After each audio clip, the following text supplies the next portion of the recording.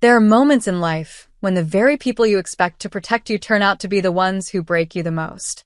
For years, I lived with the weight of being overlooked, watching my younger sister praised and celebrated while I was treated as though I barely existed. I thought I had grown used to that emptiness, but nothing could have prepared me for the day when their favoritism turned into something far darker. What should have been a simple visit to a sick parent became the moment that shattered every last illusion I had about family. In a single instant, harsh words became cruel actions, and cruel actions became violence. My 10-year-old son's cry still echoes in my ears, a sound that will never leave me. That was the moment I understood that silence was no longer an option. I had to fight back. Hello, my name is Naomi, and I am 33 years old. I've spent most of my life learning how to endure the pain of being invisible in my own family.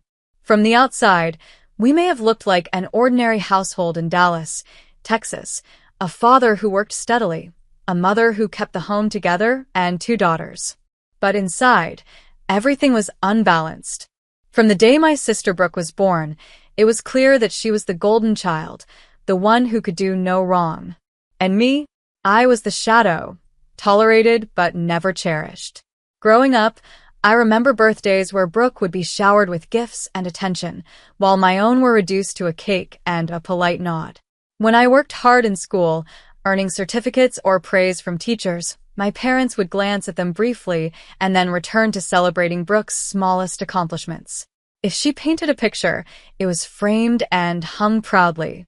If I won an award, it was tucked away in a drawer. The message was always the same. She was worthy and I was not. I carried that weight into adulthood. When I married Ryan, I finally felt what it was like to be valued.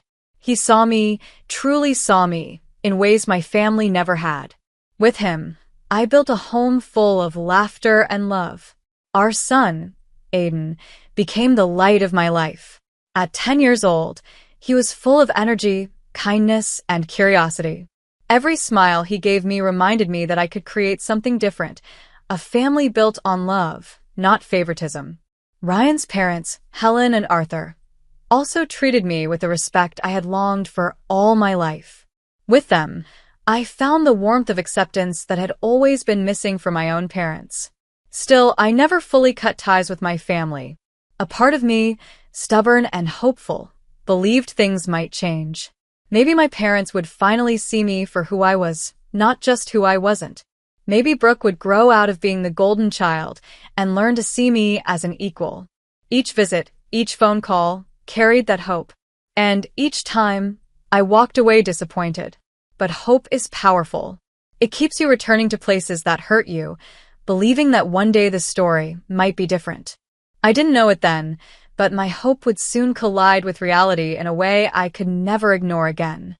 When I received the news that my mother was unwell, my heart tightened in my chest. Despite everything she had put me through over the years, she was still my mother. I told myself that illness sometimes softens the hardest hearts, that maybe her being bedridden would remind her of what truly mattered. Aiden stood by my side as I decided we would visit her. Ryan was busy with work that day, and Helen and Arthur were tending to their own errands, so it was just me and my little boy. Driving through the familiar Dallas streets toward my childhood home filled me with a strange mix of dread and determination. I remembered countless times walking through that door as a child, hoping for warmth and instead receiving cold glances. Yet I pressed forward, telling myself that this time it could be different. Aiden sat in the back seat, humming quietly, clutching the small sketchbook he carried everywhere. He had drawn a picture the night before, a simple image of a house with sunshine above it, and insisted on bringing it to show Grandma. When we arrived, the house looked the same as it always had, neat from the outside, yet heavy with memories. I knocked softly, and after a pause, the door creaked open. My father, Bruce, stood there, his expression stiff. "You came," he said flatly, as though my presence were more of an obligation than a welcome. He didn't step aside right away, and when he finally did, there was no warmth in his gesture.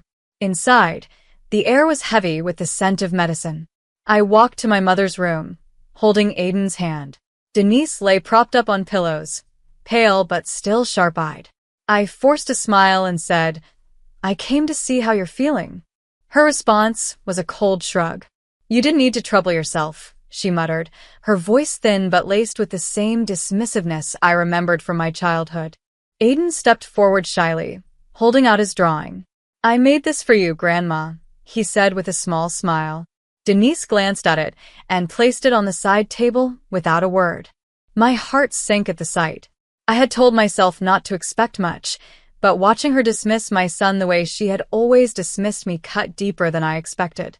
Still, I tried. I sat at her bedside, asking questions about her health, but every answer was short and clipped. There was no gratitude, no softening, only the same walls she had always built around her affection. For a moment, I wondered if coming here had been a mistake. But Aiden's innocent eyes, full of concern for his grandmother, kept me in place. I had come here to do the right thing, even if it hurt.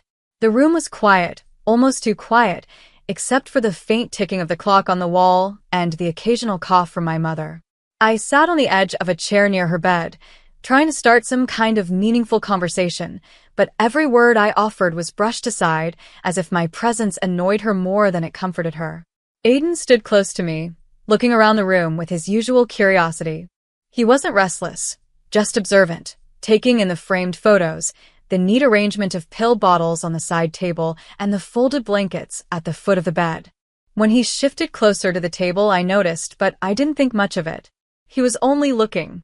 Then, as he turned back toward me, his elbow brushed against the edge of a small stand. In an instant, several bottles tipped over, clattering to the floor. One of them rolled under the bed, and another cracked slightly as it hit the hardwood. The noise startled everyone. My mother's eyes snapped wide open, and she pushed herself up on her pillows, glaring at Aiden with a ferocity that seemed almost impossible for someone in her condition. "Look at what he's done," she shouted, her voice sharp and cutting through the silence. "These are my medicines. How could you let him be so careless?" Aiden froze, his eyes wide with panic. "I am sorry," he stammered, bending down quickly to try and pick up the bottles. His little hands trembled as he tried to gather them, his face red with guilt. I immediately rose and crouched beside him, helping him pick them up. "It was an accident, Mom," I said firmly, trying to stay calm. "He didn't mean to." "Accident," she snapped, cutting me off. "You've always been the same, careless, disruptive. And now your son is just like you." Her words stung, sharper than I wanted to admit. Aiden's lip quivered as he clutched one of the bottles to his chest. I pulled him close, wrapping an arm around his shoulders. "It's all right, sweetheart," I whispered. "You didn't do anything wrong." My father's footsteps echoed as he appeared in the doorway. His expression was as cold as ever. "Naomi, maybe it's best if you leave," he said, his voice flat but edged with irritation. "You've upset your mother enough for one day." I looked at them both, my heart pounding. I had come here hoping to heal old wounds, to show kindness despite the years of neglect. Instead, I felt the tension building like a storm ready to break. And deep down, I feared this was only the beginning of something far worse. The air in the room had grown heavier with every passing second. My mother's glare still burned into me as if Aiden had done something unforgivable by knocking over a few bottles. I tried to steady my breathing, reminding myself that I had come here out of concern, not to start another battle. Aiden clung to my arm, his small frame pressed against me, his eyes wide with the fear of being scolded again. Just as I was about to gather my things and leave, the bedroom door burst open. Brooke stormed inside, her heels clicking sharply against the wooden floor. Her face was twisted with fury the moment she spotted the scattered pill bottles. "What did you do this time?" she demanded, her voice high and venomous. She didn't wait for an answer. Her eyes shifted from the bottles on the floor to Aiden, who stood frozen beside me. Of course, it's him, just like his mother, always ruining everything.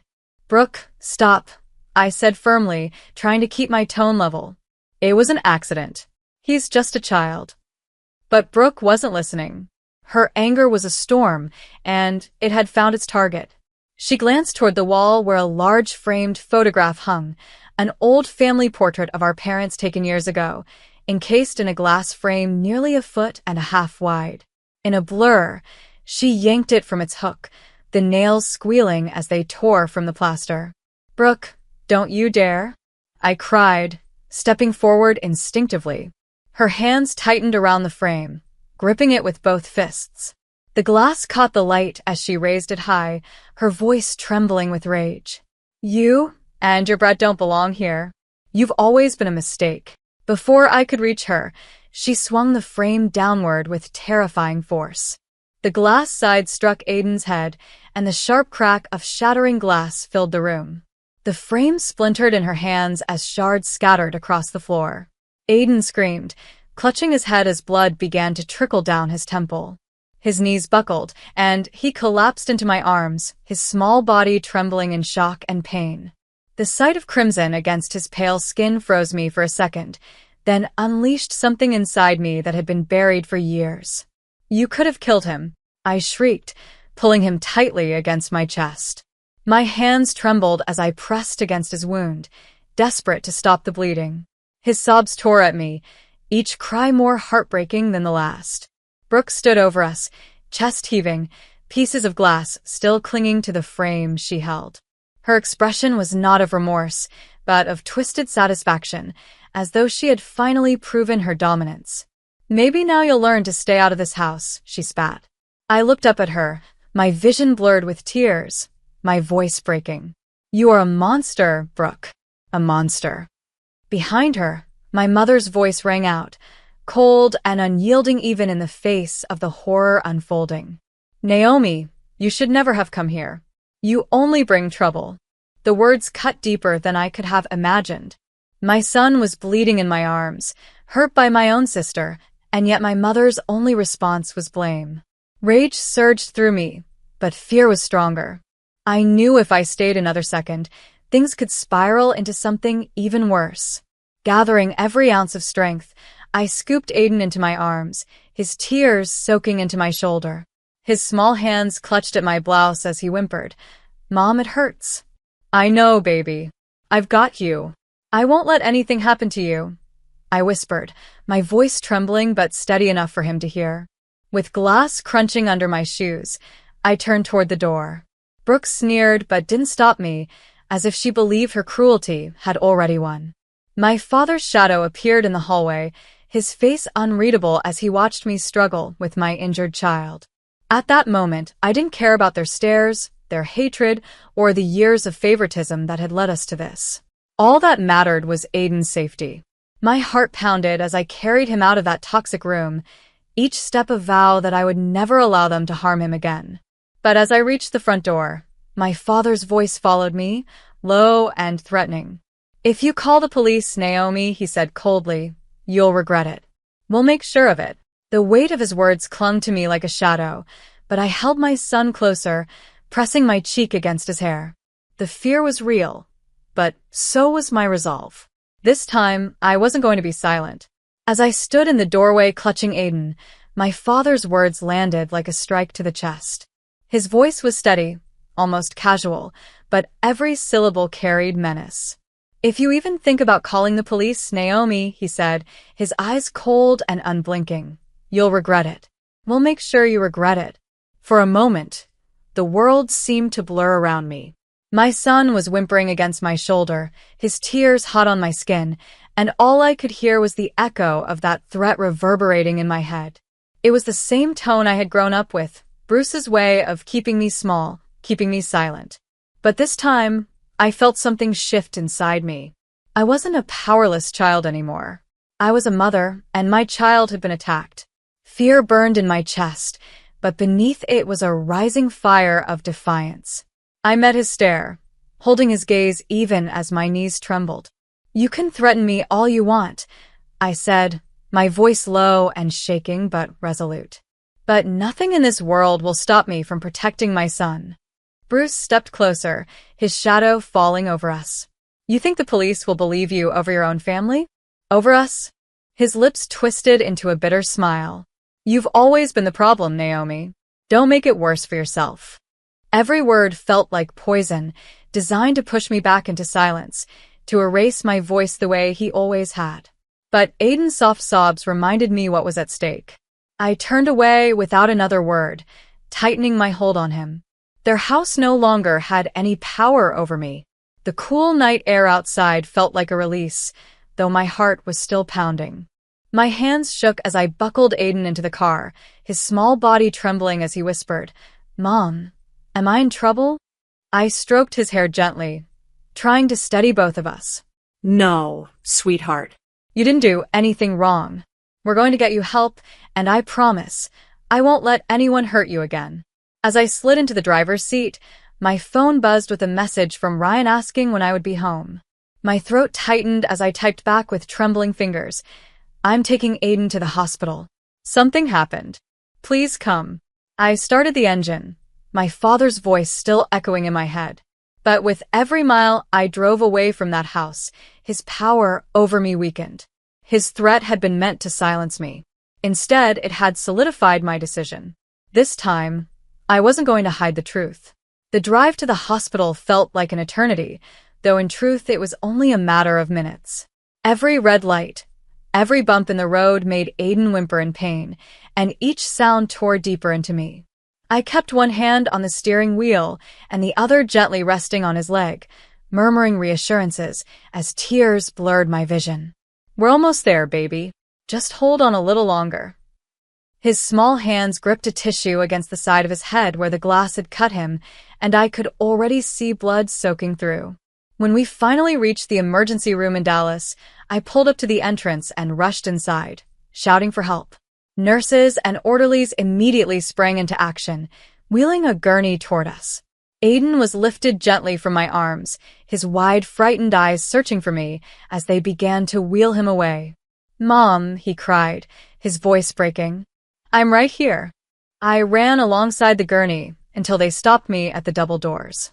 "You have to wait here," a nurse said firmly, her face sympathetic. "We'll take care of him and let you know as soon as we can." I sank into a chair in the waiting area, my hands trembling, my heart pounding so loud it drowned out every other sound. I pulled out my phone with shaking fingers and called Ryan. He answered on the first ring. "Naomi? What's wrong?" The words came out in a rush, choked by sobs. "Ryan, it's Aiden. Brooke attacked him. With a glass frame. He's hurt. We're at the hospital. Please come now." There was a sharp intake of breath on the other end. "I'm on my way," he said, his voice steely with fury and fear. "I'll call my parents too. Stay with him. Don't worry about anything else." Within half an hour, Ryan burst into the waiting room, his face pale and stricken. Helen and Arthur were with him, their expressions tight with concern. Ryan pulled me into his arms immediately, his embrace both grounding and overwhelming. "Where is he?" he demanded, his voice breaking. "They're treating him," I whispered. "They wouldn't let me back there." Moments later, a doctor emerged, his gloves still on, his tone professional but kind. "Your son has a laceration on his scalp from the broken glass. We've cleaned the wound and given him stitches. He's stable, but we'd like to keep him under observation tonight to rule out a concussion. He's asking for his mother." Relief washed over me, leaving me weak with exhaustion. They led us back to his room where Aiden lay on a narrow bed, his head bandaged, his eyes heavy but alert. "Mom," he whispered, reaching for my hand. I rushed to his side, tears spilling down my cheeks as I kissed his forehead. "I'm here, sweetheart. You're safe now." Ryan stood beside us, his jaw tight, his hand resting protectively on Aiden's shoulder.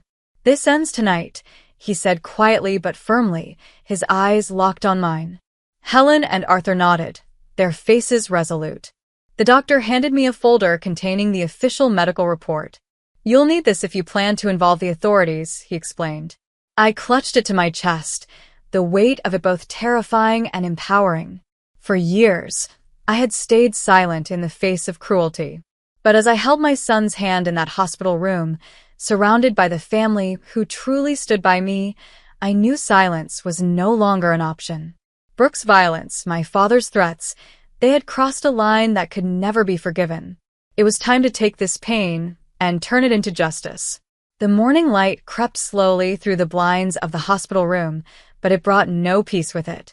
I had barely slept, sitting upright in a stiff chair while Aiden dozed beside me, his bandaged head resting against the pillow.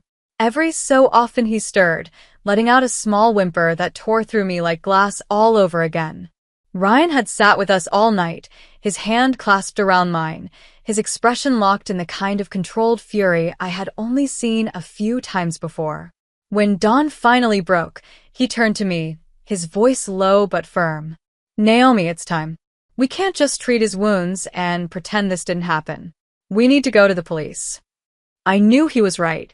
The thought had been circling my mind from the moment the frame shattered against my son's head, but hearing it spoken aloud solidified the decision. The fear my father had planted with his threats still lingered like smoke in my lungs, yet something deeper had taken root too: resolve. This time, there would be no silence.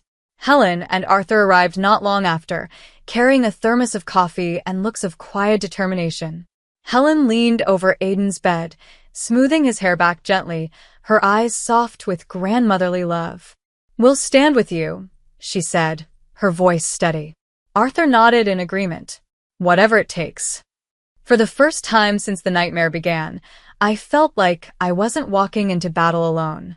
By mid-morning, the hospital discharged Aiden into our care. He was tired but stable, his small body bundled in Ryan's arms as we walked out together. In my bag, tucked carefully inside a folder, was the medical report, the document that turned our private horror into evidence. I held on to it like a lifeline. The drive to the Dallas precinct was quiet, the weight of what we were about to do pressing down on all of us. Aiden sat in the back seat, half asleep, his head resting against Helen's shoulder. I turned back every few minutes to check on him, my heart clenching at the sight of his pale face. Ryan reached across the console and squeezed my hand, his jaw tight, his eyes never leaving the road. Inside the police station, the atmosphere was brisk, efficient. Officers moved in and out, phones rang, and paperwork shuffled. Yet when we stepped forward and explained why we were there, everything seemed to narrow into focus. An officer in his 40s, with a calm but no-nonsense demeanor, guided us to a desk in the corner. He introduced himself as Officer Grant. "Let's sit down," he said, motioning to the chairs. "Start from the beginning." My fingers trembled as I slid the medical folder across the desk.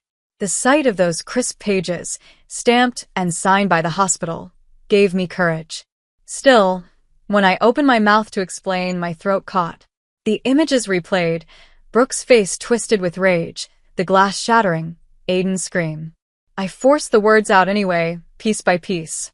Officer Grant listened without interrupting, his pen scratching steadily across his notebook. When my voice broke, Ryan stepped in. His tone clear and unwavering as he filled in the details I couldn't bring myself to say. He spoke of the threats, of the years of neglect, of the way my father had stood there in the hallway, blocking our way with menace in his eyes. When we finished, the silence stretched for a moment. Then Officer Grant leaned back, looking directly at me. "You did the right thing coming here. What happened to your son is a crime. We'll classify this as aggravated assault against a minor. And we'll be investigating the threats made by your father as well. Those words carry weight under the law." Tears pricked at my eyes, but they weren't just from pain. They were from relief. For once, someone in authority was acknowledging what I had lived with for years. He carefully copied each page of the medical documentation, then handed me the originals. "We'll dispatch a team to your parents' residence today. Brooke will be detained for questioning, and if the evidence holds, she'll be arrested. We'll also be pulling statements from witnesses, your testimony, your husband's, and anyone else who can corroborate. You're not alone in this." Ryan's hand tightened over mine, his grip warm and strong. "Thank you, officer," he said. Grant nodded.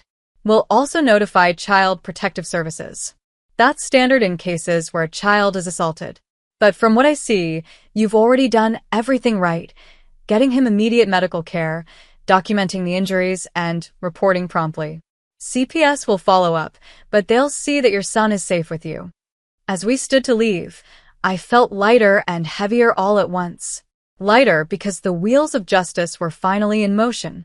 Heavier because I knew what lay ahead: court dates, testimony, facing my family again under fluorescent lights and solemn oaths. Outside the precinct, the sun was shining, almost mocking in its brightness. Ryan slipped his arm around my shoulders as we walked back to the car. "They won't get away with this," he said quietly, his voice full of conviction. His eyes blazed with a determination that mirrored my own. For the first time in years, I truly believed him. Silence had broken, and with it, the cycle of abuse. The fight for justice had begun. The weeks that followed were a blur of appointments, interviews, and paperwork. Detectives visited the hospital to speak with me, then followed up with Ryan and even Aiden in a child-sensitive interview room. Every retelling of the assault felt like ripping open a wound, but I held steady, reminding myself that truth was the only way forward. When the case was officially filed as State of Texas versus Brooke and Bruce, I felt a strange mixture of fear and relief. Fear because I would have to face them in court. Relief because finally their cruelty was not hidden behind closed doors. It was laid bare for the world to see. The courtroom was tense on the first day of trial. Brooke sat at the defense table, her face hardened, refusing to look at me. My father, Bruce, appeared cold and detached, as if the weight of his threats didn't matter. My mother, Denise, remained at home due to her illness, excused from testifying in person, but included through written statements. The prosecution presented the evidence with precision: the medical report from the hospital, photographs of Aiden's injuries, shards of glass collected as evidence, and the testimony of the doctor who had treated him. They also played the recorded 911 call I had managed to make once we were in the car. My voice cracked on the audio, but it was undeniable proof of fear and urgency. I took the stand as well, my heart racing as I faced the judge. I described every detail: the sound of the frame breaking, Aiden's scream, the sight of blood, and Bruce's chilling words at the door. My voice shook, but Ryan's presence in the gallery steadied me. When it came time for the verdict, the courtroom fell silent. The judge's voice was calm, deliberate. Brooke was found guilty of aggravated assault against a minor and sentenced to several years in state prison.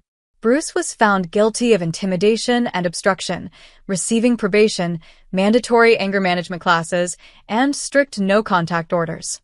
As the gavel struck, I exhaled a breath I felt I had been holding for years. For the first time, justice had been served, and the cycle of silence had been broken. In the weeks after the trial, our lives slowly began to shift from crisis toward healing. Aiden was the center of that journey. The doctors had reassured us that his physical wounds would heal well, but the emotional scars were more delicate. At first, he would wake in the middle of the night crying, convinced Brooke was coming to hurt him again. Each time, Ryan or I would sit with him until he drifted back to sleep, whispering promises of safety. We soon found a child therapist who specialized in trauma. At the first session, Aiden clung tightly to my hand, but the gentle environment and kind words from the counselor slowly helped him open up. Week by week, he began to draw pictures of his feelings, talk about his fears, and even laugh during the exercises meant to rebuild his confidence. Seeing him begin to smile again was the greatest relief I had ever known. For me, the therapy sessions became a reminder that I too needed to set boundaries. I cut off all contact with Brooke and my parents, choosing instead to surround myself with Ryan, Helen, and Arthur, the family who had shown me what unconditional support looked like. It wasn't easy to walk away from the people who had raised me, but for the first time, I understood that protecting my child and my own peace mattered more than clinging to the hope of change.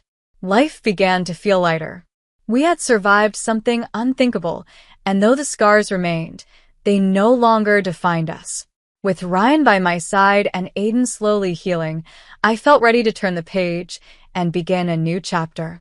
Months passed, and with them came a slow but steady return to normalcy.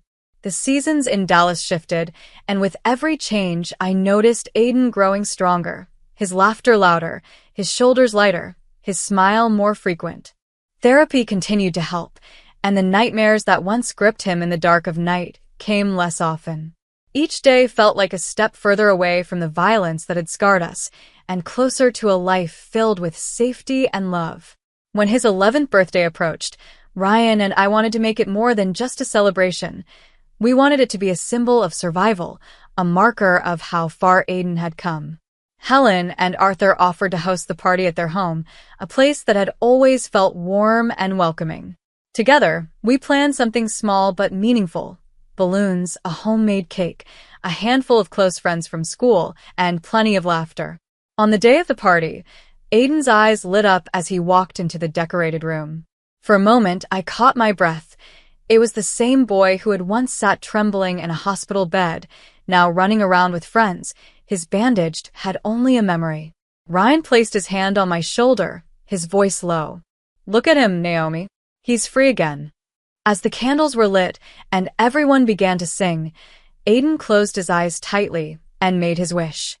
When he blew out the candles, cheers erupted, and he grinned so widely that it erased the shadows of the past. He turned to me and whispered, "Mom, this is the best birthday ever." My heart swelled with pride and gratitude. In that moment, I knew the truth. The pain we had endured would always be a part of our story, but it no longer controlled us. Justice had been served, boundaries had been set, and a new life had begun.